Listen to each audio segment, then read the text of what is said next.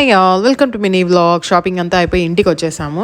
Night డిన్నర్కి only రసము ఏమన్నా ఆమ్లెట్ వేయిస్తానంటే మా పిల్లలు ఫిషే కావాలి అనేసి మొండిగా ఉన్నారు.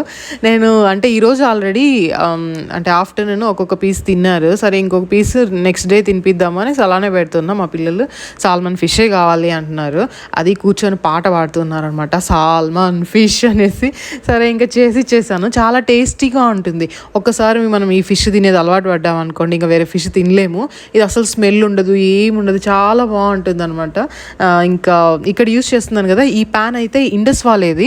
కొందరు నాకు కమెంట్ చేశారు, నేను స్టార్టింగ్లో ఒకసారి చూపించినప్పుడు ఇది స్టిక్కీగా ఉంది, అతుక్కపోతుందని. మీరు ఇక్కడ చూసారు కదా, నేను ఆయిల్ తక్కువ వేసాను. ఆయిల్ తక్కువ వేస్ట్ చేస్తే కూడా నాకు నాన్ స్టిక్ లాగా అలా వస్తుంది.